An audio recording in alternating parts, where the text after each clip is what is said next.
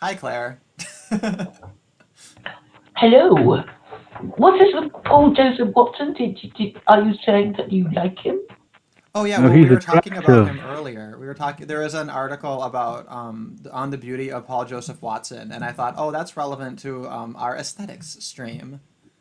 So that's become the ongoing joke. And also, I made this background of like Melania Trump flashing in and out of the forest and the prairie and things.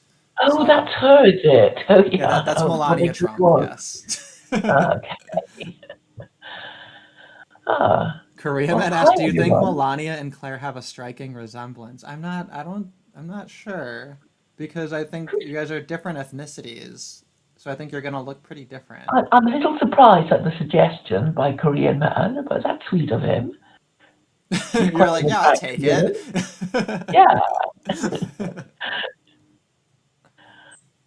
Uh, So yeah, we got so that we got sidetracked on aesthetics because it turns out R versus K is almost like a bigger topic.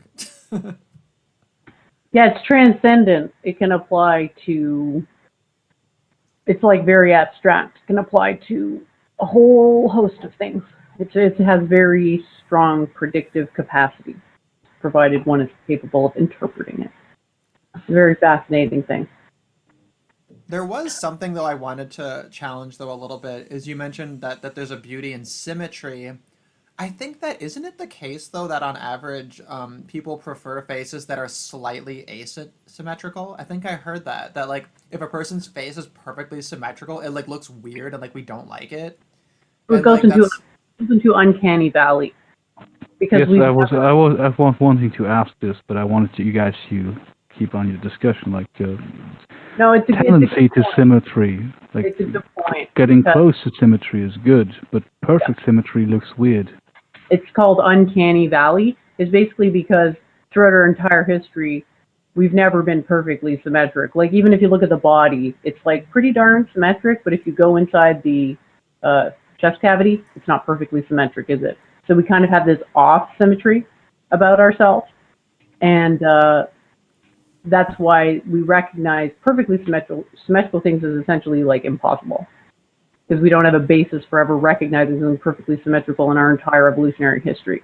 So it's the same question as like, do we perceive reality? It's like we don't perceive reality, we perceive a like there's a signal coming in from outside that gets transformed and is presented to us as something that is very close to objective reality, but it is not objective reality. It has, uh, compression artifacts of some kind, and that's what we're used to. And it's the same with this perfect symmetry. Like we've never observed perfect symmetry in nature, but now to see it sort of makes us think like, yeah, I don't know if you guys know what uncanny valley is. It's that like creepy effect of lifelike dolls where they're like too real, but they're still obviously um, not yeah, real. yeah. Love dolls, they're actually at a point where they're like on the precipice of the uncanny. Like they're just now exiting the uncanny valley,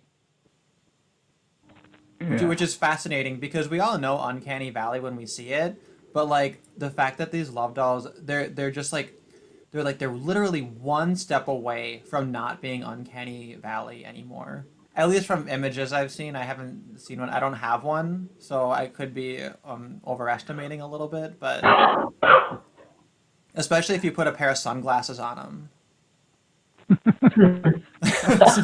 it's in the eyes. You want to have sex with a love doll with sunglasses on?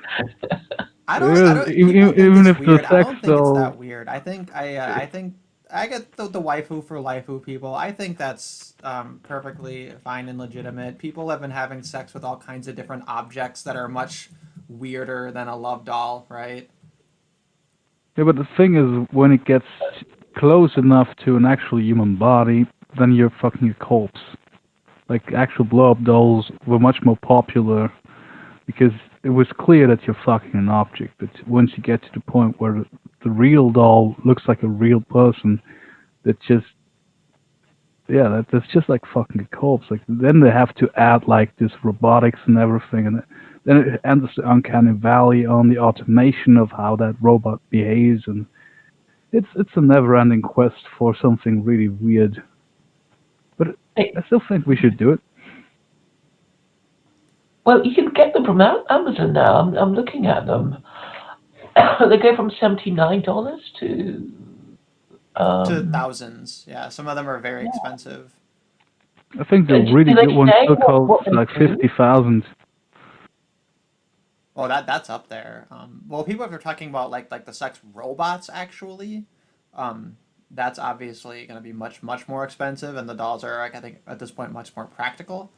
Um, but yeah, I've heard the necrophilia argument. I was speaking with a feminist, and she was very ardently opposed to it because she thinks it promotes necrophilia. But honestly, I don't know. I think that the kind of person who expends that much money in it and like names it and like they'll use their apps to talk to like have an automated like personality for it and everything like they're doing what they can to make it lifelike. And when you look at these high quality ones, it's very clear that they're trying to make them as alive as possible. And then the counter argument to that, like, oh, they just lay there, is they'll say, oh yeah, but most women just do that anyway. Yes, I I, don't, I I don't actually know how true that is. that I called it a frozen fish stick. Like you could not really tell if you were fucking a live person with that chick. Like that was terrible. They're just starfishing. Yeah, it was disturbing. Like I don't know why the first thing that came to my mind when describing it to my friend was like, yeah, it was like a frozen fish stick. Like technically it's a thing, but nobody would interact with a frozen fish stick. Yeah. Well, I I have guess a bad they make experiences. people say stuff, right? To make them more lifelike. They do what? They make the dolls say things, I guess, to make them more lifelike. Yeah, Well, that's some people might do that. Like they maybe have like recordings of things. I suppose Mhm. with ear pods, that'd be the easiest way to do that because it's just like directly in your ear, and then whatever device you have can be somewhere where you can't like see it. Yeah. I remember this sort of really weird dinner party conversation I had with this guy, and I think the subject was the ideal woman, and he was with his girlfriend and said this really quite extraordinary thing. He said, "Well, um, there's a body of the perfect woman with different heads."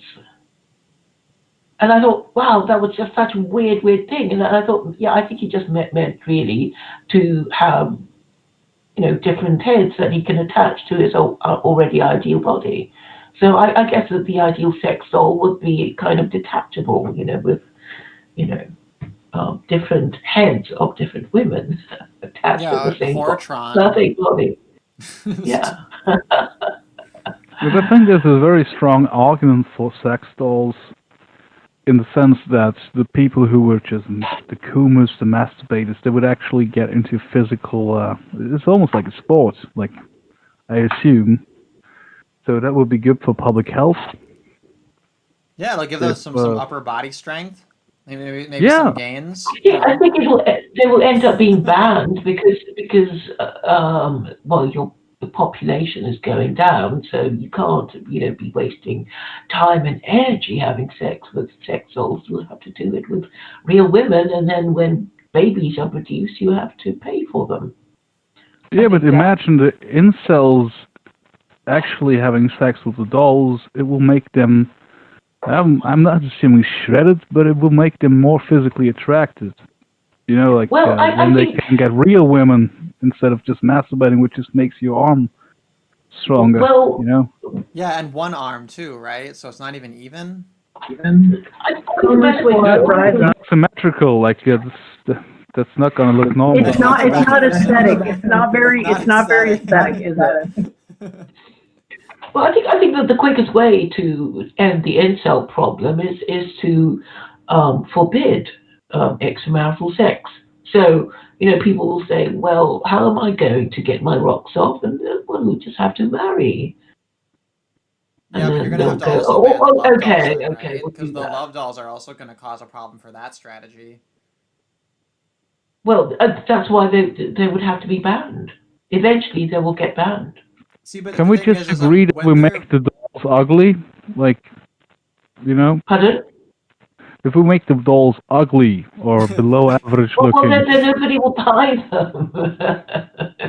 yeah, we're only gonna ban the pretty ones. You can have one, but she's got to be a 5. She's got to have a brown bag over her head if she's too pretty. But once upon a time, they were blow-up dolls, and they didn't look anything like a real woman, did they? Oh yeah, I those mean, were there the were just so many jokes about 1970s. blow-up Yeah, dolls. the blow up dolls with the permanent O face, and well, that's what Yeah. people imagine when they talk about sex dolls, and they don't really understand like how far the technology's gone. But but no, so you mentioned though that they ban sex dolls because of the birth rate. I don't think that's gonna be the motivation. I just like no politicians don't talk about that. Like you know what I mean? They just they know it's a problem, but they're just using that as an excuse to have more immigration, right? So I could see them even promoting more love dolls I to the must show right you. groups, you know? Yeah, I must show you this link because it was it was just something I saw today, and I didn't know who the guy was saying it, and it was on BitChute, and it was in the context of Millennial Woes. They were, I think, making some satirical video about him, and there was this guy talking about um, the population rate, and I think he was a millionaire or something.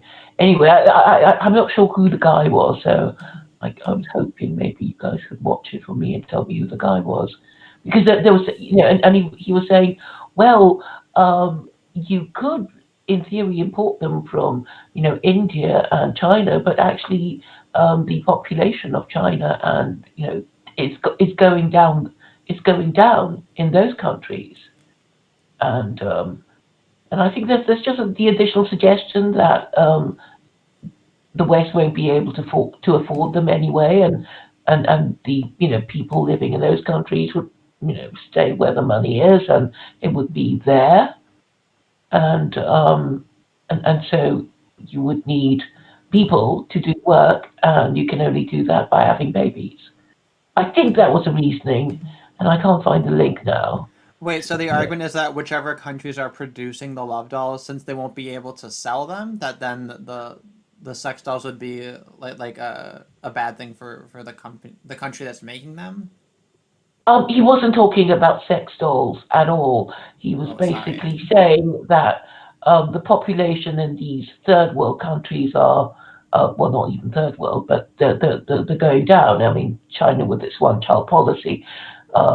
And even though they're changing it now, I think Chinese couples will be so used to the idea of having small families, it'll be hard to get them to have any more. So I think that's kind of the problem. So I guess That's kind of a good thing, though. what? That's a good thing. We want there to be less people because there's too many for the environment to support. Are there? I'm not sure I buy that. Yeah, we are living beyond our means. The residual amount of food year on year diminishes every year, so there's eventually going to be massive food shortages and collapse of population. No, Only we way just to need to make avoid more that is potatoes. to control breeding. No, we just need to Oh, stop More using people. corn for ethanol, and then we need more potatoes, and we're good. More people solving problem, like thinking that more breeding is going to solve problems is a classic R-selected strategy, which we know is disastrous when it's implemented. though I do think the resources argument has been debunked by the food waste argument. That we Yeah, can produce enough food, that's but the foolish. waste is a problem. Like the waste is a bigger problem there. We have to rely on the Haber-Bosch process to get the, what do they call it? Fertilizer? Yeah, we have to rely on that. Like, what if the production chain for Haber-Bosch broke down, right? Then what? It's going to turn into insane cannibalism in about 10 seconds. So clearly there are issues. Yeah, there's issues with garbage, but there's also just issues with production. I mean, you're exhausting the land at a certain point. Like, you just can't keep growing stuff on, like, if they're not rejuvenating the land. You've got aquifers being drained, left and right. So we should definitely stop growing. Like, but it's not something we can control. Like we this can is control it. happening in countries. We should be trying to do agriculture which is sustainable. This is not impossible to do. You just have to take it into consideration things like aquifers not necessarily being renewable. Like those calculations have to be taken into account, and they're not doing that. Yeah, but the West is very reluctant to stop doing this counterintuitive help to the poorest countries. I hear an echo from you, Jen. I'm not sure, sorry. Yeah, I don't, I mean, I think it's just a guilt complex that causes people to do this. It's very, very, very sad when you look at how we actually destroy Africa with our aid or our charity, as we call it. When there's people in poor countries right now because of this virus situation that are saying, I can't feed my 7 kids. Like, technically, you never could. Yeah, the reason it's happening is because there's like a surplus of wealth in the West and a bunch of women with no means to meaningfully channel their maternal instincts. So the maternal instincts are being channeled into the projects in Africa that corporations fund for their own purposes. Right, so it's a problem, obviously. Yeah, but it's the only place where there's real growth. Like India still has some growth, but it's slowing down. But the West is actually in decline, like for birth rates, and that's actually good. We should shrink to a certain point where it's sustainable, and we don't even have to euthanize people or do any crazy shit like that. We just have to let this shit roll, and people have below replacement rate fertility for a couple decades, and that would actually just work. I don't know what happens after. I'm not worried about overpopulation because I know that was the big scare however many decades ago, and then we just found new ways to make food more efficiently, and then it solved the problem. So who knows what science will just shoot around the corner. We're still living on a finite surface, though. And Well, that's true, but we're barely using it. I don't know about that. We are using a great deal of it. We're gonna start seasteading. It'll be great. The fertile ground is pretty exhausted right now. So there's a lot of space where it's so fertile. If we can figure out how to make it fertile. That's very hard to do. Look at the quote Fertile Crescent. It's turned into mostly a desert in the modern day. I mean, that is where this civilizational pattern started, and it's just going to spread everywhere else until the civilizational pattern changes. I mean, look at the Fertile Crescent, quote unquote. It's not fertile anymore. Mostly desert.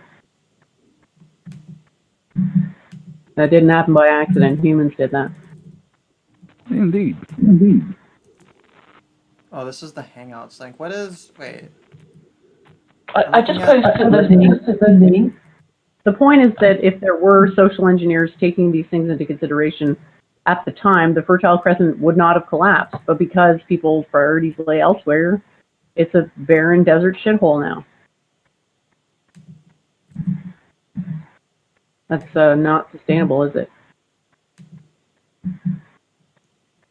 Maybe, I don't know, because we all know there's dinosaurs that live at the bottom of the ocean, and once we're all seasteading, we're gonna have crazy new submarine technology. We're gonna head right down there, and we're gonna be killing giant dinosaur octopuses, and then that's gonna feed a whole. There's always magical thinking. There's always some kind of magical thinking, isn't it? Secularists do just as much magical thinking as the theocratic people. That's the funny thing. There's always this God-shaped hole in everyone's reasoning. It's the technology we need is just around the corner. We're going to discover it in 10 years, No, but it always let the free market handle it. Nobody could have predicted the society we're living in right now 20 years ago. I'm not surprised at all. I'm not saying I predicted a society looking like this right now, but I'm not surprised at all at how things are going. This would appear to be, the limit of what capitalism, quote unquote, can do. No, we're not in capitalism. We're in neoliberal shithole socialist land. Well, that's essentially what it is. Neoliberalism is capitalism as applied to the state. The state is perceived as a vehicle for making profits. Hence why you have so many wars. That's still a form of that's not profitable profit. That's corporatism. It's very profitable. Wars are very profitable. But it's not profit in the sense that it's actually producing something in the economic realm. It's Oh, it just using the makes some political people realm rich. and cronyism. Yeah, like profit isn't just making people rich, right? Like to be profitable in like a true economic sense, you have to actually produce value in like a praxeological exchange that's mutually advantageous. And then like ultimately the net result is that it's making everyone poorer. So hey, maybe if we didn't have government, then this concept of like feeding 20 trillion people, wouldn't be that unrealistic. More Well, you potatoes. can see why Potatoes it in happens. Antarctica. Global warming might Global help. warming might help. But yeah, it's, You can see why it's because happening. our measurements are all messed up right now. Like I just recently saw a comedian from Germany. Like in 2014, Germans as a total owned $5 billion, and they owed 2 billion. The problem was that the debt was everyone's debt, like every individual estate, and the actual money, the 5 billion, 3 billion more than they owed in debt, that was actually mostly owned by like the top 10%. So they say the economy is thriving because the banks are making good money and everyone's happy in the top percentile. But Germany has become worse than Italy when I was a child. Like most people there, they are not doing well. It's just a very, very successful country by the measures that the people in power put in place to measure that. Yeah, they privatize profits and socialize losses. So in their GDP measurements, oh, they're doing great, but the average person's quality of life is diminishing year on year because the resources, the money, is saturating to an increasingly smaller group, which is a spontaneous thing that happens when money's changing hands. It tends to saturate, and there's no meaningful redistribution of that wealth because the rich are getting richer, and the people that end up paying the bulk of the taxes are actually like the quote-unquote middle class.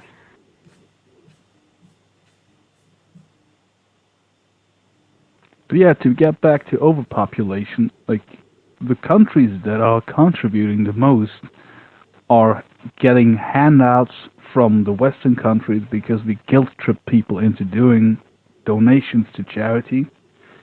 And we're completely destroying these people's economies, by the way. Like when you donate textiles, like old clothes that you don't need anymore, they will be not donated but sold down there below market value, so they can't produce themselves. Yeah, European empathy has a market value. Turns out to be quite high. Hence why there's all these ideologies that trying to farm European empathy because it's so valuable.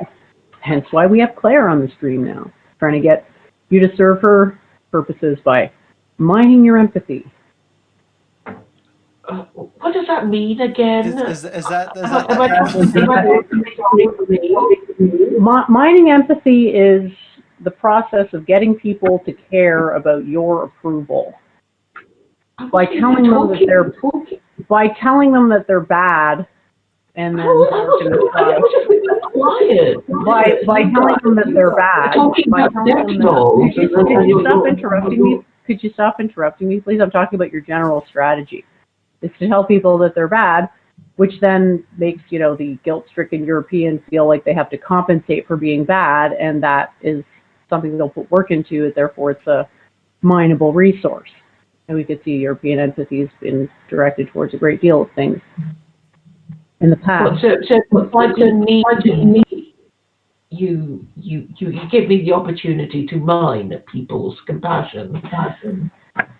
No. Well, I mean, that's the way you see it, but that just proves my point that you are literally empathy mining. And that's why you want to bait me into attacking you so people feel sorry for you so that they're aroused to defend you. Well, to be fair, Jen, you attacked her just now, and she didn't bait you. She was sitting there quietly. I didn't attack her. I said this was a statement of fact about what she does, and I'm giving her as an example of mining empathy and as a way to establish that European empathy is a commodified resource vis-a-vis ideology, namely Christianity, because most of the other ideologies in some way are departures from Christianity. Christian morality. Christianity is definitely the most vulnerable, I think, of the Abrahamics to that, to a fault. Well, yeah, but Christianity basically softens people up to be slaughtered. I mean, we see this in, the Young Turks slaughtering Armenians, what happened in Russia. So, Jan, you really have to mute yourself quick after you speak because the echo is very strong. Sorry. I think, Jen, you must have had your headphones in before and then took them off. I'm just going to rejoin. Oh, okay. So it might have been a connection thing. But okay, so Claire, what's this millennial woes thing you sent me? It's only 2 minutes, so I can play it really quick. Yeah, I hope you play it so you can tell me you said it. You haven't seen it? I have seen it, but I thought you might like to see it too. Okay. It's very short, very short. Less than 2 minutes or maybe 3. Okay, I gotta get my items back up. So let me show this thing, and now I'm being a boomer. Oh, this is, wait. Because I closed that window, so I just need, where's the BitChute one? My goodness. I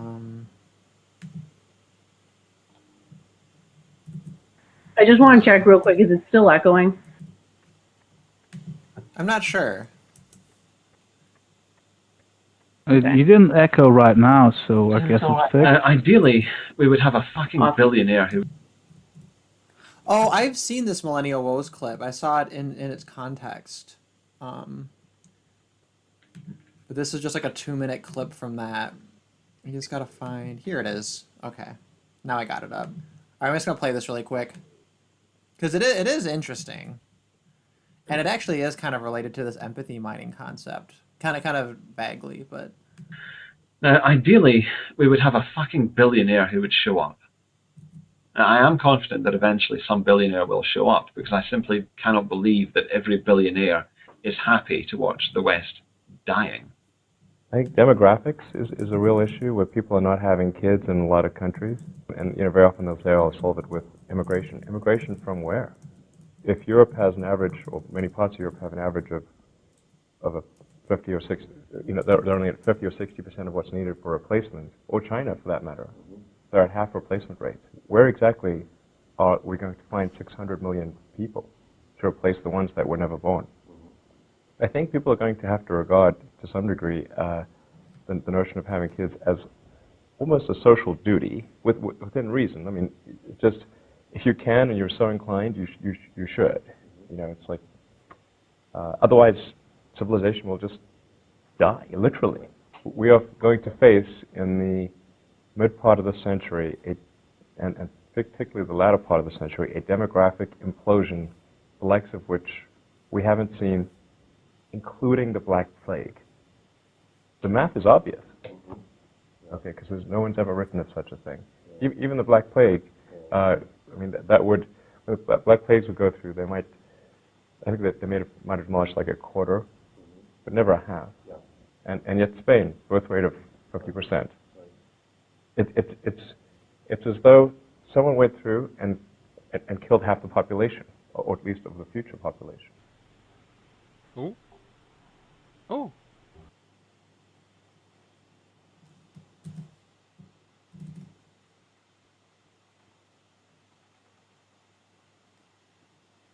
Okay, I gave that a little bit of time. Is it still going? I always underestimate the delay, but Yep, still going.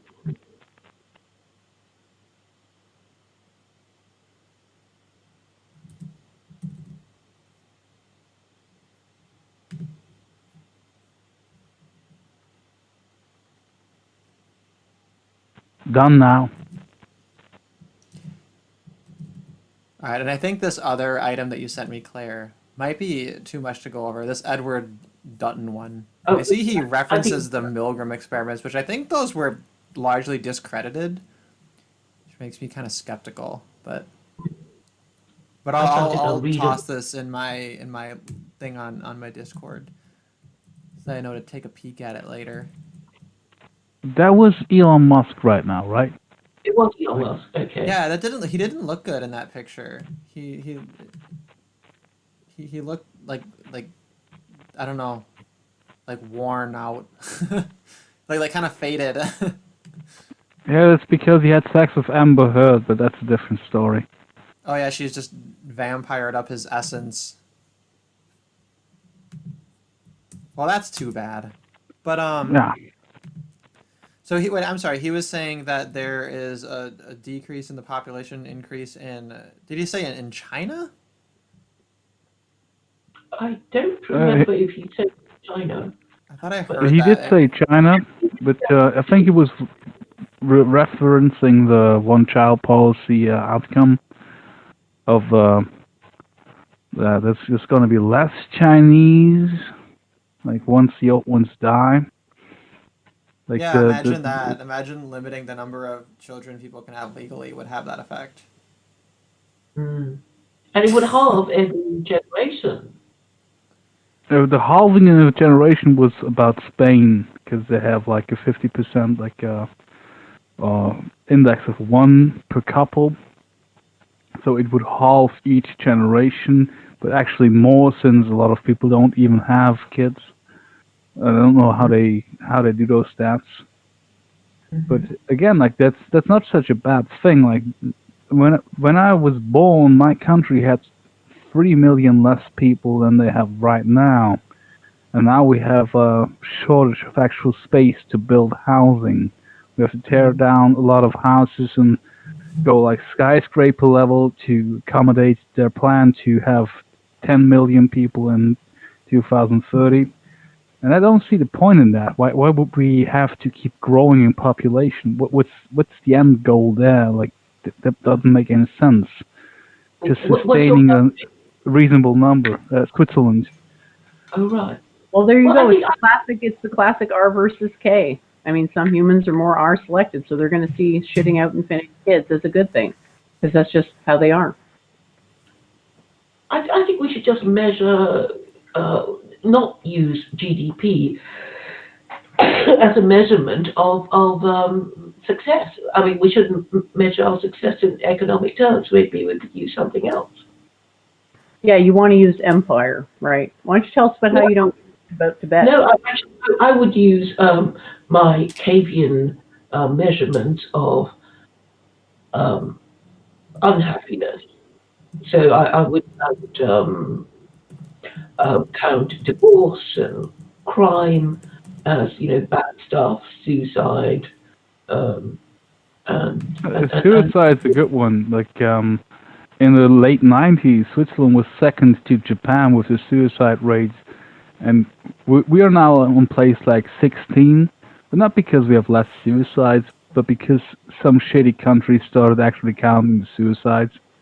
Like they weren't in the statistics in the 90s because they didn't disclose those numbers.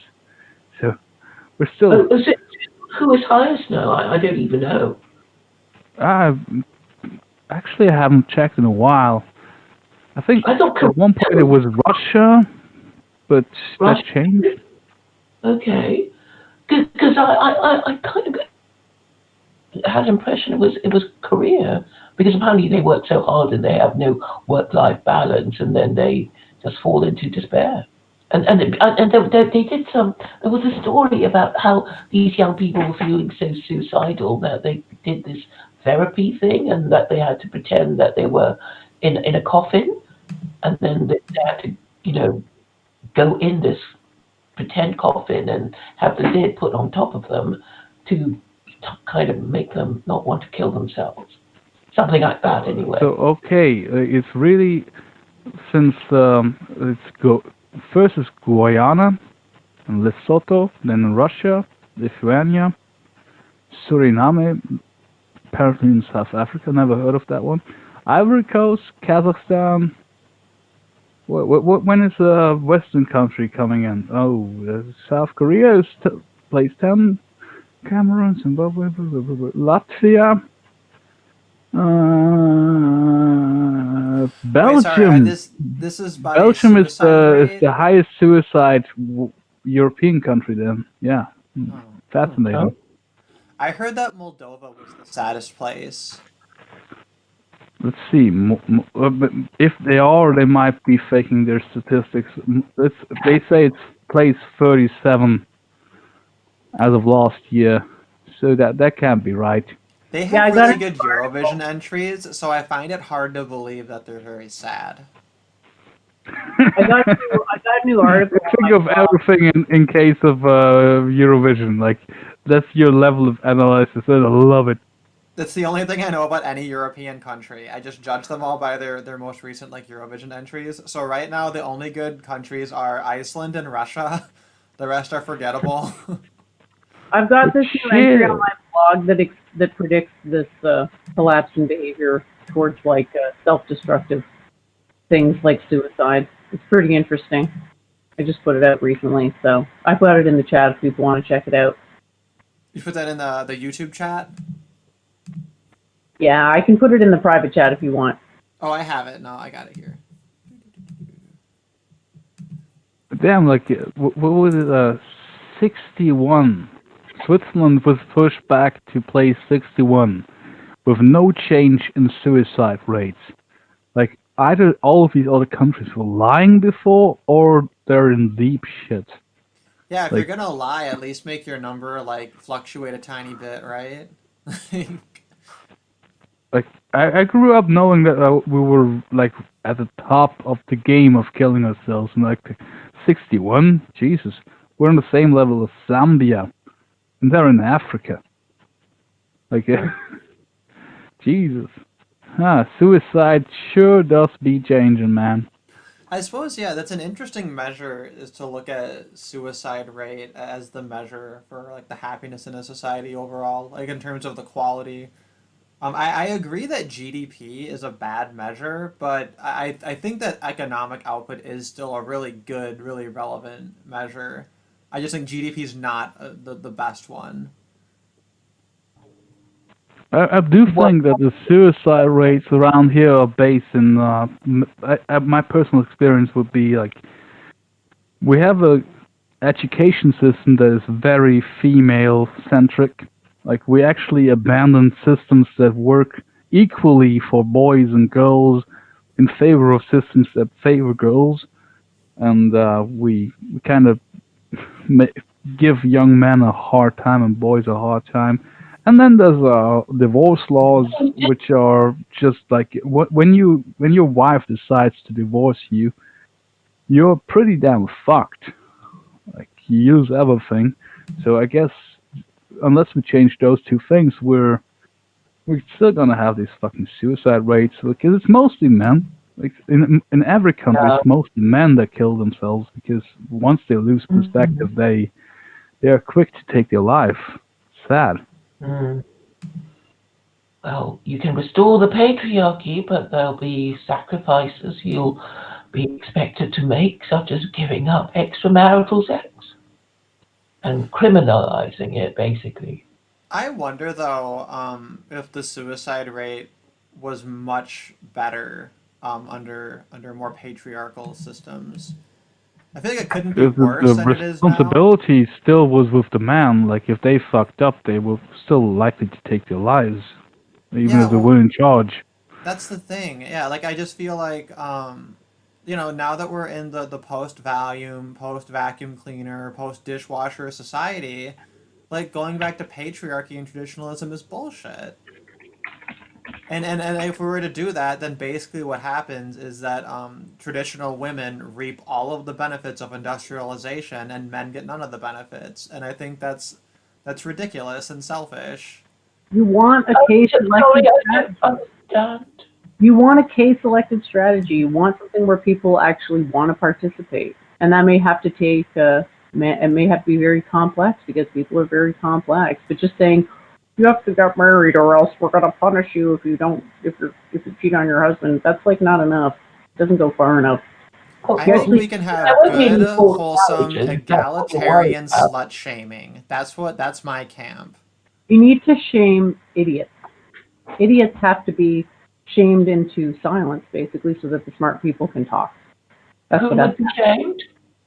Anybody who can't demonstrate that they understand logic would need to shut their pie hole and listen, while other people who do understand logic. We kind of had that. We kind of had that in my country when I was growing up.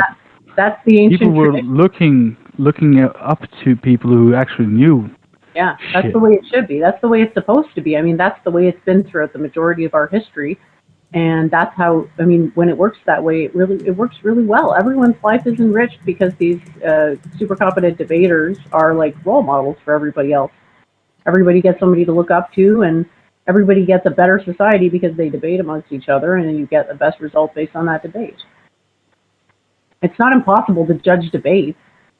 You just have to want to do it. And right now, the debates are happening with completely different priorities.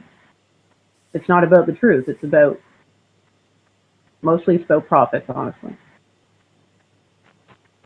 Well, true debates in public media are kind of dead right now. Because there's dogmatic truths that you can go against without destroying your own livelihood. Like nobody has the balls to say something controversial anymore. At least in my country, everybody's so fucking scared. The debates are fucking jokes. Like everybody is just nodding along. Like, yeah, this is the current narrative. We can't go against it because we will be attacked and Yeah, you depression. should read my article. My article actually predicts scientifically why that happens. I think you'll like it. I put a lot of work into that article. I'm really happy about it. I was even able to like predict these behavioral things without even looking them up. Yeah, I see this picture you have here of the DNC debate on here. Man, I miss those Democratic debates. That was some of like the best entertainment. I'm so sad it's over. Everyone loves debates. It's just it has to be like, good debates, which like, yeah, they're funny because they're like a train wreck, but nobody at the end comes away from thinking, wow, I feel smarter after that. Whereas our conversation today, I feel like debates, they're terrible. I feel like our conversation was like enlightening in a way. Like I think we all learned something, and that's the way it should be. I really like that. It didn't even turn into an aggressive debate type thing because it just didn't need to, and that's a good thing. I'm just sad that the aesthetics didn't get enough, like actual aesthetics didn't get a lot of room today. We can talk about maybe your conception of aesthetics is too narrow. I can display if you'd like to see the supremely aesthetic object. I'd like to see that. Is that your periodic table? I love it. It's symmetric. It's symmetric about the origin. It's so beautiful. I'll pull it up here. Just gonna take me a minute to share my screen. I actually recently learned something about what's the word? Carpet. When you make carpet. Like the Muslimic Islamic carpentry. Huh? Is that a word? Where you weave like these fucking carpets, and they have like this rule that you have to put in a flaw because only God can make something perfectly symmetrical, like something perfect. Like, I never noticed so it's flaw. like making rugs like on a loom. Yeah, rugs on a loop. That's what I was looking for, I guess. It's I never realized that they put in flaws as a rule because it's such a huge surface to look at, and it's like where's Waldo, where's the flaw that they intentionally put in. And that's a nice thing. Like it's by design very close to perfect symmetry, and then they say actually we have to put in a flaw because it's only God can make something perfect. Like, I don't really respect the logic behind God having to be the reason, but why make something perfect? Perfect is not perfect by design, like perfect symmetry. It looks weird. It looks out of this world. Like we've been accustomed to it by CGI, often doing it, but usually pick up on it when they have a video game character, animated character in a movie that's perfectly symmetrical. There's something off about it. Yeah, that's why you got to give them asymmetrical, spiky hairdos. So those are the most popular ones, right? Yeah, I can tell that you've been playing Final Fantasy X. No, no, 10, Titus had a symmetrical hairstyle. Isn't Yeah, that but everybody had asymmetrical. What's that? isn't that image so aesthetic? Like, can you think of a more aesthetic image than that? Because I can't. I like it. I'm Well, no, my favorite moment was when you pulled it out on JF Guraby's stream, and he was like, what are you doing? What is this?" Like, That went over like absolutely. That went over absolutely terrible. But his wife or girlfriend, I'm not sure. She started watching my shows, so oh my He's god, been- no, she's so Jeff- fucking funny. I was watching one of his streams lately, and she comes out, and they're talking about like potatoes or something, and she was like, "Hey, do you want to hear a joke? How do you get more potatoes? You put me in the ground." What It's the so actual fuck? funny. I love her. She's hilarious. Anyway, that's JF's girlfriend. She's like my favorite person. That's another rule. Those are all the things we're not allowed to criticize on this stream. We say nothing bad about Melania Trump. We're pro China and we're pro JF's girlfriend. All those things. Melania Trump has sex with Donald Trump. Good for her. Yeah, it's not a negative statement. Like it's her choice. You could call it all kinds of things, but this woman has her own basis of making her decisions. Well, I think it would be wrong to accuse her of. He's the world's most powerful man, isn't he? mean, in terms Arguably. of status. Arguably. Like when it comes to hypergamy, she's hit the gold shot, you know? Exactly. You can't go higher than that, can you, really? Well, Marrying. and also, around Christmas, her video where she like has her White House decorations. That's like my Christmas highlight. I watch those videos. Oh, I do. But I mean, the funny ones was when she'd get annoyed with him and he kind of reach out to hold her hand and she would slap it away. That was so funny. Do you know? Did you see that or you aware of that? I vaguely remember it, but I don't recall. But you know there's some story about her slapping his hand away when he reached out to her. Ah, I remember that, but it's still not as funny as Angela Merkel when she was like a European summit thing where they were being filmed and everyone was being handed a flag of their country and she just waved away the guy who wanted to give her a German flag. Like, we don't do that in Germany. We're not proud of being German. Yeah, we're not patriotic. Oh. That was so funny. Like, what exactly are you? You're like the Chancellor of Germany, but you can't be filmed or photographed holding a German flag. What the fuck gives with that? I know that's so sad, really. I mean, it's almost like, well, it's no longer the Nazi flag, so you don't need to feel embarrassed about it anymore. But I remember that when George Bush was president, and he came up behind her and gave her a massage, and she basically told him to fuck off because the body language and it was almost like a sort of karate jiu-jitsu, don't even touch me. But he did. Look, George W. Bush went all Joe Biden on Angela Merkel. How did I miss this? And maybe it's still on YouTube, but it was really, it's like she just instinctively reacted and basically told him to go away. I think the photographs of it, which are so eloquent at her sort of horror and disgust. Bush massage, I think.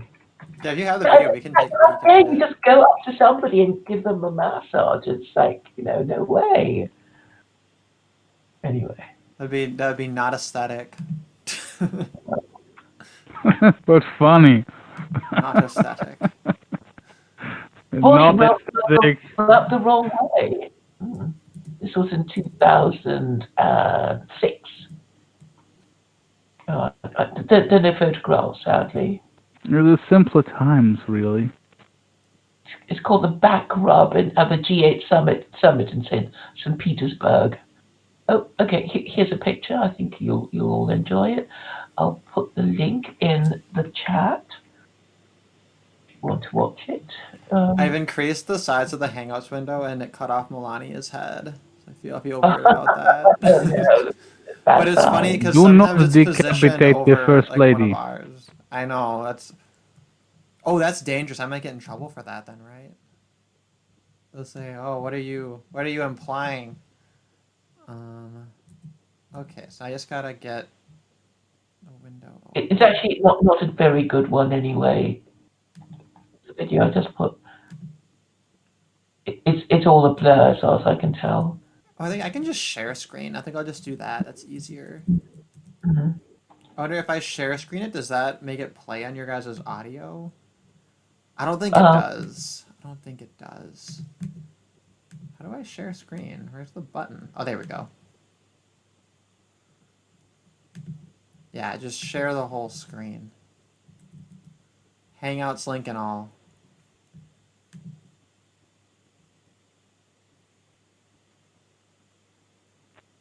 That video is General, worthless. Oh, that video, yeah, this isn't really... Yeah, it doesn't really show it. I wonder, is maybe my setting is like super low? Oh no, that goes to 240. It looked bad when I played it as well. Oh, I tried it myself. Like you can only see his hands around his shoulders at the last frame. Like it's a 2 or 3 frame video. I don't know who made that with what technology, but they should probably be hanged. I love these comments. 13 years ago. Oh, C was loving it. LOL. I love Bush. He's the best. Haha, what a dork. Made me feel embarrassed. What was he thinking? How did they see it? How did these fuckers I've always see it? How did liked they Bush, see- but not the president, man. Like Jesus fucking Christ. Okay, I found a better one now. You can actually see him do the thing. There we are. That's a better one. I shall return shortly.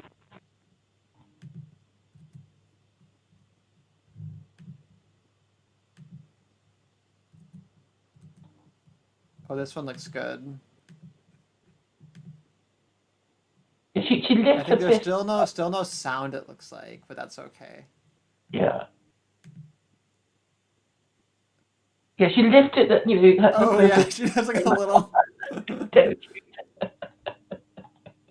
That's almost like that's like how a baby would protest. That's like, I suppose it wouldn't be right to give him the elbow.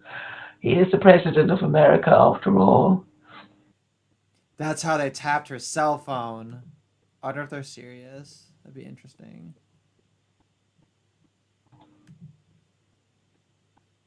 That's kind of funny. Like Bush, he was like likable in a way, you know, like he in like a harmless seeming kind of way. Like the whole like they call it, I think, the beer test, right? The president you want to have a beer with. I think that was like one of the big motivators. But it would I still be wonder Trump. why is Carnivore like I don't know what his deal is.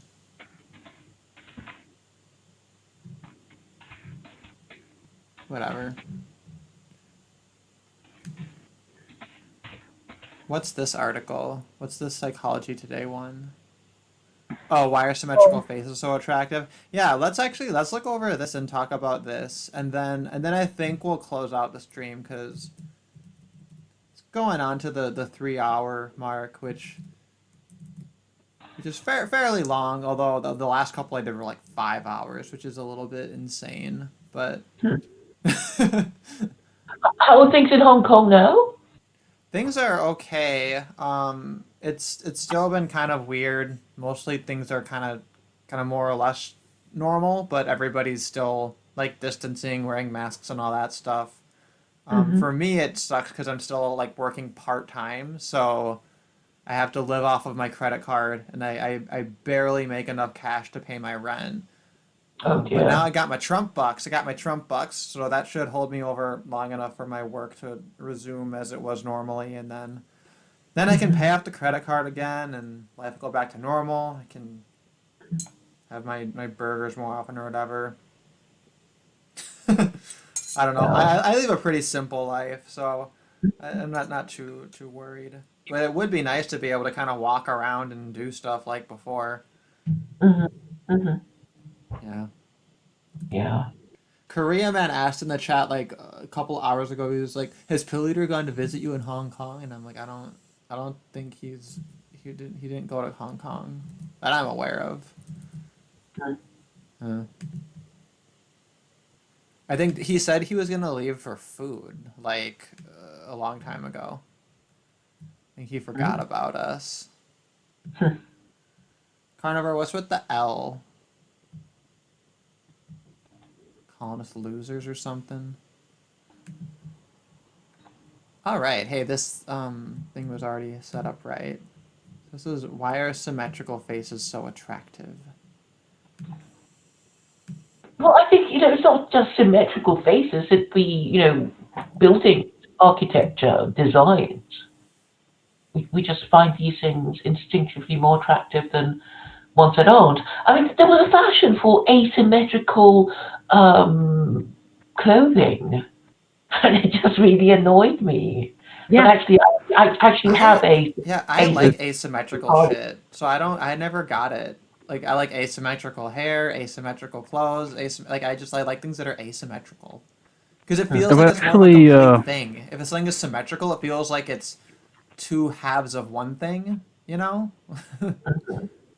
Yeah, but in reality, like something that aims to be symmetrical, that isn't produced by some weird fucking insane science, it's not symmetrical. It's striving to be.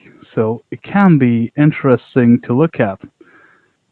Whereas I think they actually made like a completely round ball of platinum or something, and that thing looks like a computer rendering to me. Like I know it's real, but it looks fake because it's so perfect. You know, nothing real can ever be perfect that way. So Yeah, I don't think if it's a contradiction to have, basically near symmetry dictate beauty, but it's more complicated than just like pure symmetry. There's more than one way that symmetry can occur. Like all degrees sorts of symmetry, like something very symmetrical can be pleasing to the eye, but something completely symmetrical is weird to the brain. Yeah, I think that the architectural principles of building, so you do want a degree of uniformity, but you don't want monotony, so that there are ways of slightly varying the design or the colors or whatever to make it look okay without making it really boring. So, this was explained by a Swiss man, actually, Alain de Botton. I don't know if you've heard of him. He does these philosophy videos on What's School his of Life. name? Alain de Botton, ALAINDEBOTTON. His parents were, I think his father was a banker. Alain de Pon. I'm not sure if I've seen those. Alain de Botton. Well, he writes books on feel-good philosophy, and well, actually, I quite like his School of Life videos, which you can get on YouTube. So they explain, in about 10 minutes, So it's bottom, like bottom with an N. yeah, BOTTON.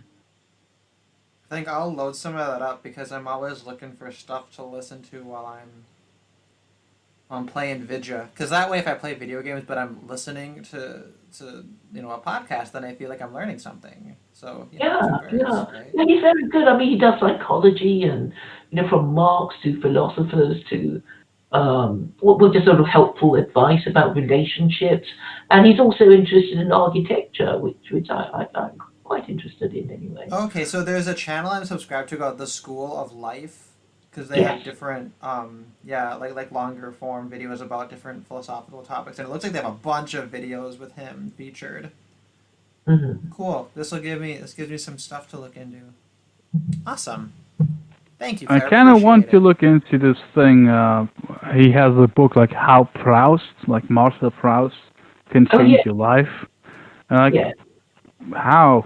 Like, actually, I want an answer to that question. Well, I've actually read the book. I've forgotten. I mean, okay, the little I can remember is that Proust, he writes in such detail that you're taken in and you can, feel the room and smell the smells and just focus on this particular exquisite moment of truth. And he writes, something like that. Okay, I may have got it wrong, but that's how he talks about Proust. So And there I, is something in this Psychology Today article that I see, like the beginning of it, they just talk about the standards have changed throughout time, but the specific claim here that they say that cultural factors outweigh biological ones, I I kind of That's doubt that. That's I fallacy because doubt that. culture arises from biology. Oh, So I could see that, but what I was thinking more was in terms of gender, because I feel like for women it's probably more cultural, which is also related to like women have a more like they're more flexible, whereas male sexuality it's not, which would be that for men it's more like biologically based. But then I also think about the incel community and the looks maxing and everything, and so much of that is based on like pretty hard established features like like your shape of the jaw and stuff like that, which I know gets mocked a lot, but I think they're there's a both lot based to on that. biology.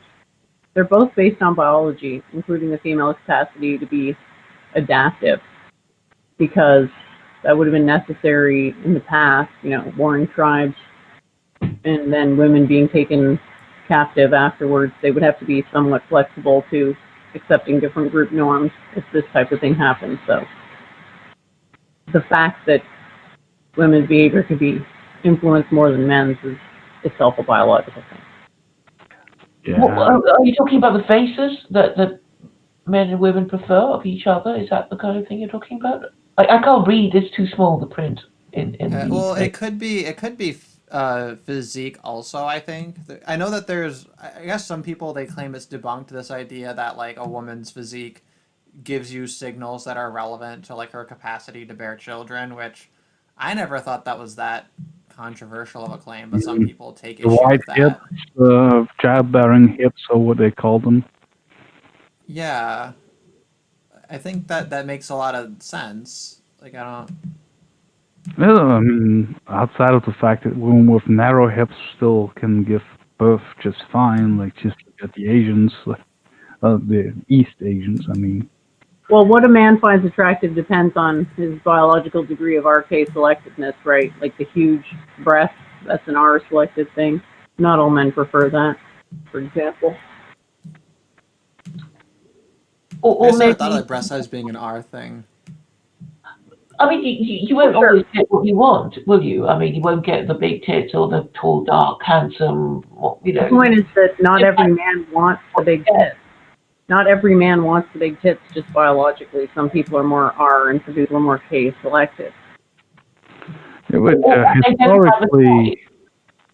historically, like, not all daughters of a family had children, not all sons of a family had children. Yeah. And maybe all of everyone having children is not the best strategy.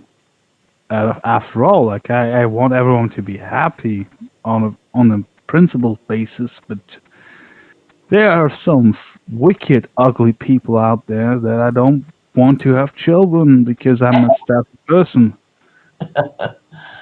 Yeah. Yeah. Well, not everybody deserves to get married, and not every married couple will have children. So, there's no guarantee.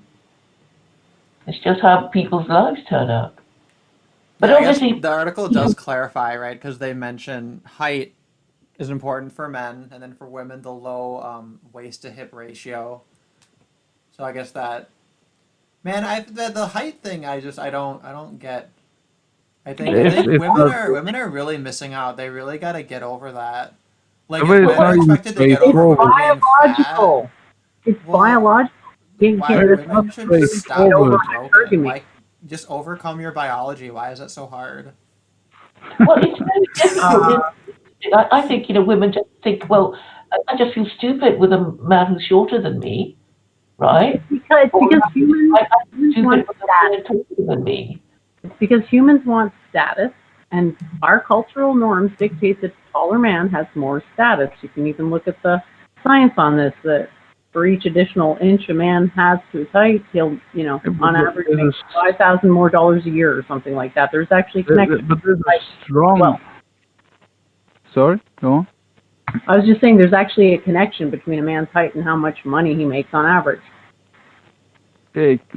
On average, that connection exists, but from personal experience as a very tall man, I've learned that it's very asymmetrical with women and men. Like for a man, if he's an ass man, for example, like he really likes this big booty, that's enough to be attracted to a woman, and relationship might fail because that's all he cares about, or that was his initial interest. But I know most women, even in my country, favor a man about my height, but there's all these other factors that also come into the equation. Like just being tall gets you nowhere. It's a question of status, and height correlates with status, but it doesn't cause it. So it's much more complex what somebody's status is than just their height. So that is true. How Well, tall? you have to actually be handsome, which in my best days I was. You have to have perspective, like projects, like potential, I guess is the word. You have to have all of these things. Like it's actually quite interesting. Like I even had success with women, even though I was always lacking in some regards. And I guess the counterweight to that was my height and my physical attractiveness. And for women, it's really easy. Like a man needs to find one thing about you attractive, and you have a chance at a relationship with a woman. I don't know how many factors you have, like how many check boxes you have to check, but it's more than three, at least more than three, maybe five, maybe 10, but it's ludicrous. Yeah, I Actually, thought women are fussier about men than men are about women. I think. Women are the reproductive bottleneck because they have to put in the energy to carry the children, right? So it stands to reason that they would be more choosy. yeah. So the artificial uterus will fix all of this eventually. That's just another put another egg in that basket. But yeah, no, I just wanted to mention though. It will square that box. That is true. Like, Yeah. yeah, there's this Now when you weird say box. situation that, where you have to like you're being told like you're in charge of society, men are oppressing women. Actually, if you want to have a relationship with a woman, you have to do this, and then if you're lucky, you get a relationship that will last longer than 3 months. Like, okay, yeah, I feel empowered. I'm the person controlling this. Like, yes, yeah, I'm the person controlling it. Yeah, Yeah, that's it's cool. the men that are oppressed.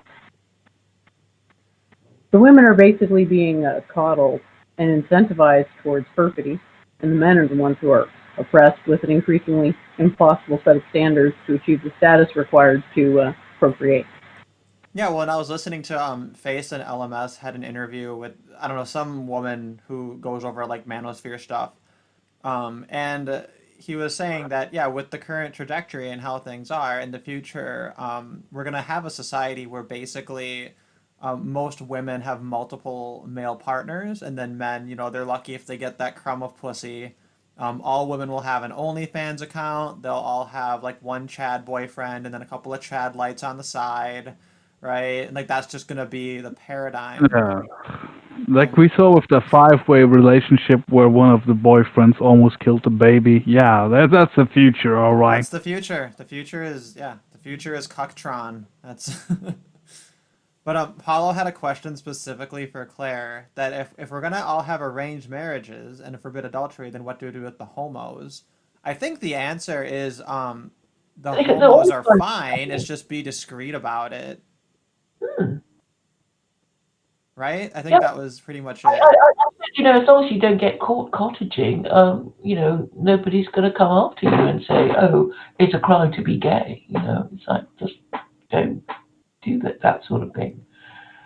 Yeah, And like I'm and okay with the fucking parade stopping and the and no more like drag queen story hour and stuff, right? Like at least that's a yeah, I mean, halfway point I think most of us are agreeing on. do that sort of thing. I'm trying to remember the name, but anyway, there would be clubs where women can go there dressed as women. So I don't know. It seems to work, but I mean, in the last 2 days there was a story about this woman who became a man. So she had a beard, and then she got pregnant, so she had a baby, and then she demanded that she be down as put down on the birth certificate of her kid as the as her child's father, when of course she was his mother. It was just so disgusting. It's silly. That is just silly. Yeah. It's also You're stupid, yeah, because it's like it's female, just like a you're the document. mother. It's just like a legal document, you know what I mean? Like I think most gays they're fine to just like have like your preferred term, right? Just in terms of daily life. But then if your legal document has to be one way or another, like how often does that even come into play? Or even like what's on your license, you know? Yeah. It's you have to create situations where that actually becomes a reality of your everyday life yourself, because normally nobody does get addressed that way. So enforcing that is like, oh, maybe in 30 years, 2 times this will be used by someone. So this is very important to my personal life. Like, no, it isn't. I get called Creating sir a a lot. problem. I don't know what that's about.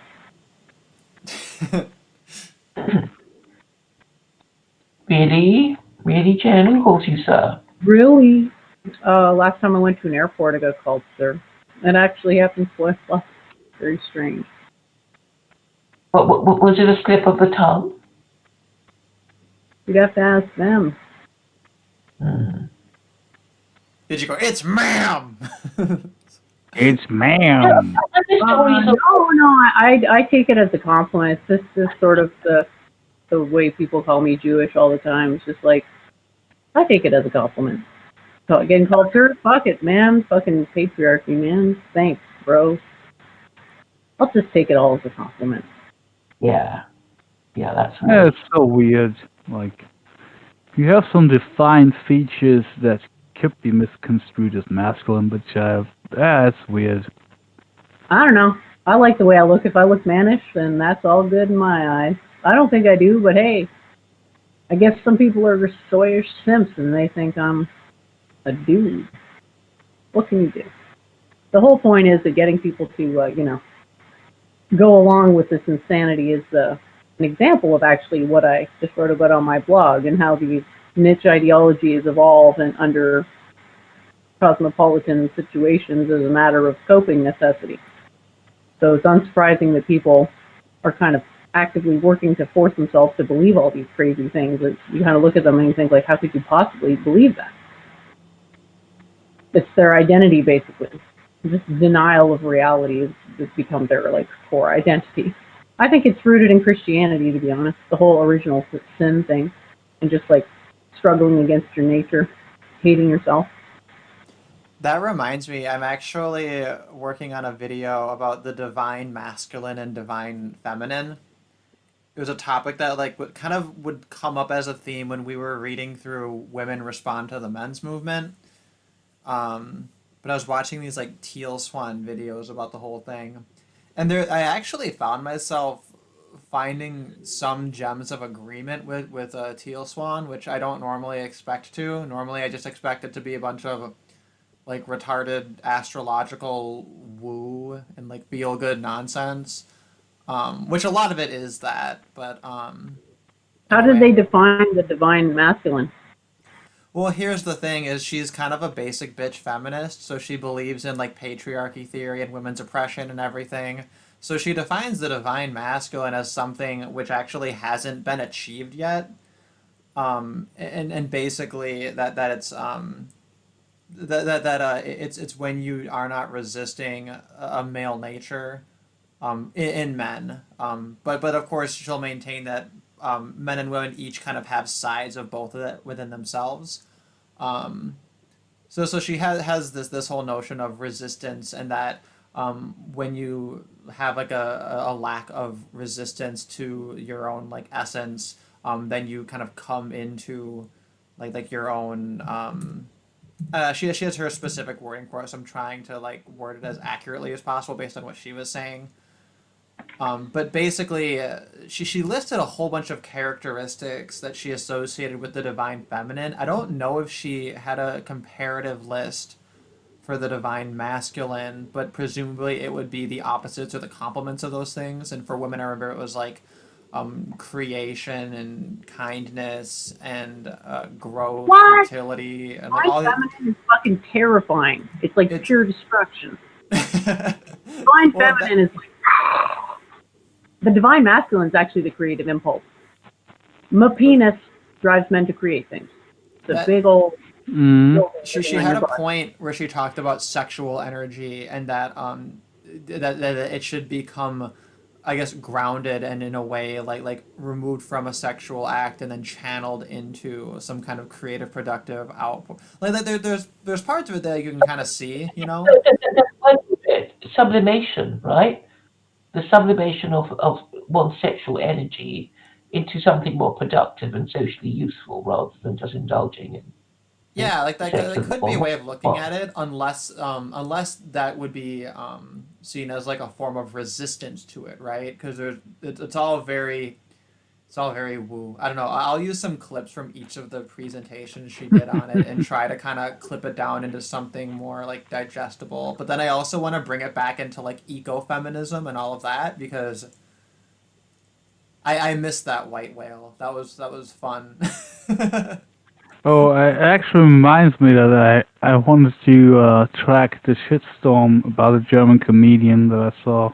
It was a show today, like a call-in comedian show, where three dudes, three comedians, and one woman called in. They said, "When will we overcome patriarchy?" And one of the dudes just said, "Hopefully never." Next question.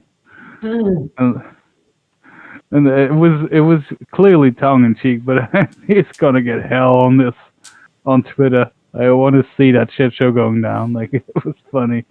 Like, That reminds me of one of when my will we other. overcome patriarchy? Like, first of all, what is patriarchy? Nobody ever really defines that. And overcoming it, like, you mean the thing that brought us to the point under your own guise of reality, the thing that brought us to this point where you can ask this question over the internet to a couple of males. Like, are we even arguing that?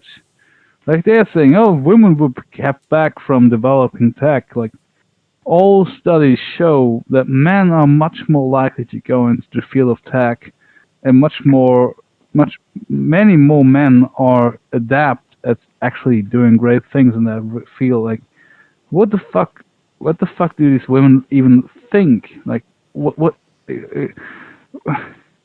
there's so many things that women are better at on average.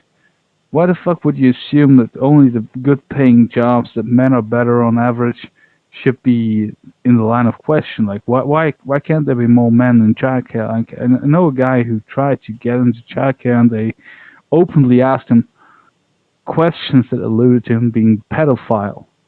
Like, they assume a man who wants to take care of small children must be a pedophile by caveat. Like, but that's okay, you know. Like, that's not sexism. That's just men are predators. All men are rapists. You have to teach them not to rape. Fucking hell. I'm sorry, I'm rambling, but just. Well, and on just that point, really they would irritating. argue, right, that like protecting children outweighs men's rights, and then the counter argument would be, okay, well, ask women those questions too, because children's rights should outweigh women's rights, right? But of course, as soon as you break it down into men's rights, women's rights, and children's rights, you'll notice that women's rights and children's rights are always identical, or women's rights will trump children's rights. There's like a few rare exceptions, like abusive mothers occasionally the children's right might trump, but typically psychologically people will Mother has automatically a right to. assume that women and children are the same. Mm. Well, the mother has a right to abortion. Really, I think that seems to be the rule at any time up to the birth of the child. Yeah, so women are given preferential treatment by the state, right? Yeah, and I'm pro abortion. I'm just against killing babies. So we just need to have better technology that allows abortions that don't require you to kill the baby. Well, all you have to do in that case is accept reincarnation and understand that the fetus is not sentient before 5 weeks, which is where the heartbeat starts, and just perform the abortions if you're that hell-bent on doing them before the 5-week mark when the fetus is not conscious. Do people know that early though? Well, there'd be ways to figure it out, right? You could make. Yeah, in theory, but that's another issue too. Is most How people many drink weeks was really that? heavily, and they don't know they're pregnant for a while. So I feel like probably 80% of all people have fasts. Just throwing Maybe it out 5 there. weeks? Was it 5 weeks? Like you were 1 week late on your period? It's about 5 weeks. The point at which the heart starts beating, that's when consciousness has become localized to the body. So it's around the 5-week mark, yeah. I mean, there are ways to do that, right? Like, there are ways to get it so that people know if they're pregnant early on. That the state can make those kinds of tests available to people, and they can just take them if they're having casual sex. There are ways to make it so you can catch all the pregnancies before 5 weeks. You just have to want that. I honestly still don't understand how so many women are flabbergasted that they got pregnant if they didn't use protection. Like, that's kind of what can happen when you have sex. Like, what was the bitch from Alyssa Milano bragging about having 2 abortions in 1 year? Like, it's our selected pleasure seeking. They're not thinking about having kids when they're having sex. They're thinking about seeking pleasure. They don't even make the connection that the act of sex. they have a mental disconnect between having sex and getting pregnant, and that makes no fucking sense. It's because you're case selected. Some humans are selected. They're not thinking about that. They're just, I want to get my rocks off. Well, I was arguing with one of Vauch's followers about this, right? And they kept saying, okay, well, the illegitimacy is caused by accidental pregnancy and lack of birth control. And I'm like, no, that is not the cause. The cause is people's actions, right? There's no such thing as accidental pregnancy. Nobody is slipping on a banana peel and accidentally falling on a dick. That's not. There's no such thing as accidental pregnancy. It's a very intentional thing. But they'd constantly go back to reframing it as, okay, well, this accident just blinks into existence and just happens. It's a very typical of that mindset. As you characterize it as people being irresponsible and seeking sex, right? Which is true. They would obviously reject that characterization, though. They'd say, how dare you say it was just that? No, it was an accident. Well, yeah, it's hedonism, right? And these people's whole ideology is all about not taking responsibility for their actions. So I'm not surprised that they can't make those links. Yeah, and it's upsetting, actually. It's a bad state of affairs because we know looking on that this is not actually going to make these people's lives any better. It's just going to make them arguably much worse, So there's problems. No, I'm actually not against abortions for those people who are that stupid, but I don't want to engage in eugenics. Eugenics is. Well, if you have 2 abortions in 1 year and you're not even married, I think maybe you should be sterilized. Get sterilized, yes. Get That was a sterilized. celebrity came out recently and was like shouting her abortion. She was like, "I had 2 this year," and it was like, dude, like, Hey, that was Alyssa Milano. Before that, it was that, I forget her name, who at the Golden Globes was gloating about her whole career was made possible because she had bodily integrity rights. oh And yeah. then she was a few months later, she was foaming at her mouth about, I had an abortion when I was 15. Like, that sounds like you're a really stupid fucking kid, and you shouldn't have had a kid. Yeah, it's virtue signaling because, like, it's a death cult. So, like, cosmopolitan ideology is a death cult, so it glorifies death in some way, and that's sort of embodied by the whole people showing off about having had abortions. It's basically killing an unborn child. If it happened after 5 weeks, the fetus suffered. Yeah, sorry, I understand certain situations where you want to terminate a pregnancy early on, but then it's like the day after pill, like, oh, the condom actually broke, which I don't know how often that actually happens, but it's very common that they say the condom broke. Like, do they want me to distrust condoms? I don't know. But yeah, that's the day after pill, and at that point, yeah, there was contact between the egg and the sperm. Technically, a new life was formed. But if you do it at that stage, I guess morally I can't really judge that because I think it is a human being being formed when the sperm touches the egg and the fusion takes place. Isn't it a question of sentience, though? Actually, I would argue I don't have an opinion on that. Like, I would not ban abortions. I just would like people not to use abortions as a form of birth control, if you know what I mean. Yeah, especially when it's like subsidized by the state too. Like it's not even being paid for by the individual necessarily. I just wanted to respond though, Claire. I noticed you put in the chat that patriarchy is a society that prioritizes the preferences of married fathers, while matriarchy is a society that prioritizes the preferences of unmarried mothers. I Yeah. appreciate like the like symmetry to that. But I would disagree though. I don't think that patriarchy necessarily prioritizes the needs of fathers. It does in the sense that like fathers aren't guaranteed paternity, right? Like there's no such thing as like maternity fraud unless somebody's like breaking into the hospital switching babies, right? Like it's a very rare like weird thing, false maternity. But false paternity is like a constant kind of like existential fear of men that they don't necessarily have this like strict guarantee that the child is theirs, especially like in ages before we had DNA testing. And I think that patriarchy in a way does kind of gives men that guarantee. But also at the same time it's giving women the guarantee that if she's going to be bearing a child and incapacitated and not able to produce for and fend off for herself, and then having the responsibility of children after the pregnancy, that the man has obligations to her. And the issue is that with the breakdown of patriarchy, eventually it's going to lead to society not being safe. Like society is going to be vulnerable, and when everything goes all tits up, like yeah, all the men are going to get killed, but then the women are all going to be like rape slaves, and then they're going to have patriarchy come back for them. So like ultimately patriarchy in a way has some benefit towards men, like more so than the status quo, but it seems like the benefits for women outweigh that, but that ultimately it's subverting the preferences of both individuals for like quote unquote society in general. I see. Yeah, but I would say the ideal form would be libertarian, egalitarian, slut shaming state. How We would can you? have our cake and eat it too.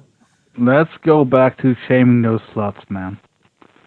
Yeah, well, or at least we don't feed them. At least we don't, no welfare. So much of it's Yeah. just caused by welfare. You can be a slut, just do it on your own money, Yeah, and if people want to have their traditionalist, formations, those just need to be voluntary. You just can't enforce it by the state. Yeah, and that's about it. And then that way, we hold women to an adult standard. We see, what comes of it over time.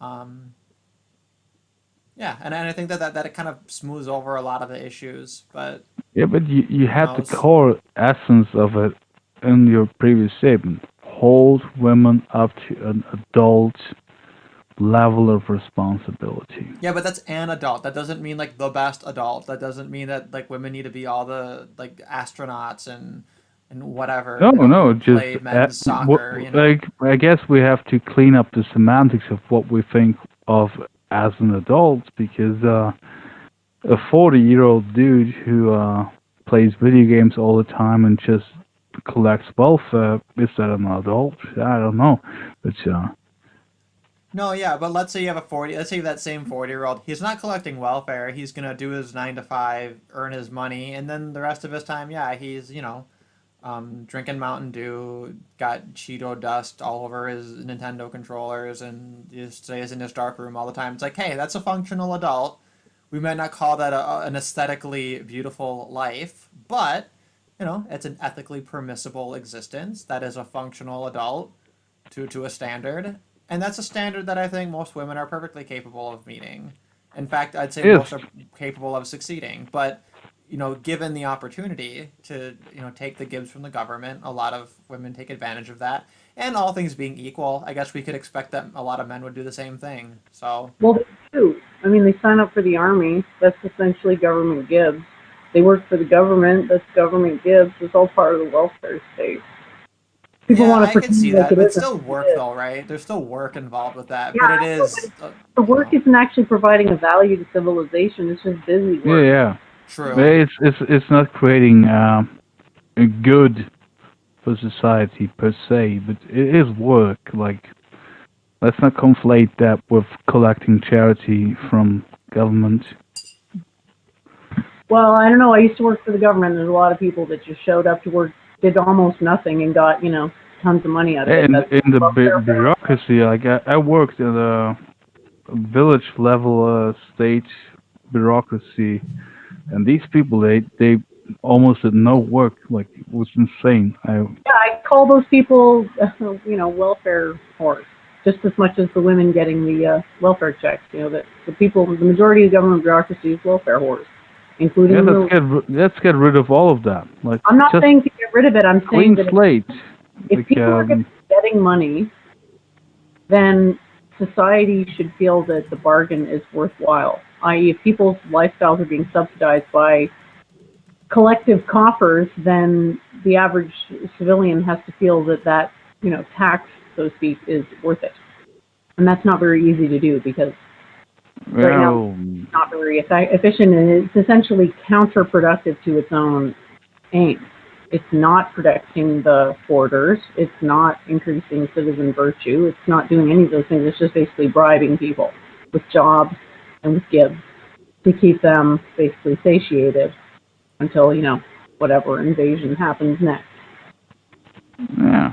I mean, the bureaucracy reached levels in my country where poor people actually started killing people working in the bureaucracy, giving them money because they realized how much money the person denying them money, free gifts, as you would call it, were making so much money denying them money that they just hated them individually, which Oh, I is get it. I kind mean, of stupid, but Gibbs it makes sense collapse. on a personal level.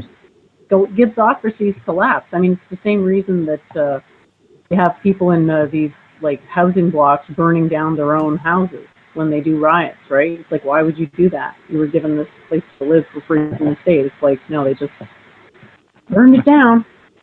Yeah, Yeah, 'cause if honestly, in the Germany, they had a dude burning down his own housing because they didn't give him pudding. It's actual story. He was too late to dinner, so he didn't get any pudding. It was all the pudding was eaten. So he set the whole fucking thing on fire. And they tried to put it on right-wing extremists, and it was like a Syrian refugee. And it was like, why the fuck would you set your housing on fire if you don't get any pudding? Reminds me of that Pink Floyd song. Was it in We Don't Need No Education? Like, if you don't do your diary, you don't get any pudding. What the fuck? People are fucking stupid. It's cognitive dissonance. I mean, there's no precedent for these Gibbsocracies, so people are repelled by them, and they, on some level, want to destroy them because we all seek to destroy the sources of our cognitive dissonance. I mean, Sorry, it's did you just say unnatural. Gibbsocracy? Yeah. I kind of like that because the welfare state, it almost sounds like too, like reputable, right? Like you could say the welfare state, and people don't hear that as like inherently negative because welfare is just a euphemism. It is the Gibbsocracy. Yeah, sure, man. And I'm not saying it can function any other way. It can't. All states function as Gibbsocracies, but some Gibbsocracies are actually legitimate, and they're the ones where people are like, yeah, I don't mind, paying 4% of my whatever my wealth to this collective centralized intelligence, because I understand that collective centralized intelligence benefits me day to day civilizationally. Certain things need to be centralized. Well, I'm all for people consenting to donating their own money towards a larger collective thing. So I'm Yeah. skimming over this the symmetry article, and I think I've heard this argument before that like asymmetry, because of the way that like genes mutate, they should be even ideally, and then the degree to which there's an asymmetry, the things they list are that it's a sign of infections, inflammation, allergic reactions, injuries, mutations, chronic stress, malnourishment, DNA damage, parasites, and genetic and metabolic diseases. So I guess fair enough point about asymmetry and symmetry, and it's and I guess there's a, I don't know how strong the argument is, but it seems like all the pieces are there. You have to understand that symmetry is not a simple thing. That we have sort of a basic idea of what symmetry means, like with graphs and math and stuff, but symmetry is, it informs part of the aesthetic, but the other part is contrast. So ultimately it's a question of proportionality, like where does the symmetry arise, to what degree does it arise, and there's multiple types of symmetry, right? And contrast. So it's a very complex question, but we have this capacity as intelligent beings to like recognize something that is beautiful, and we can agree about it statistically.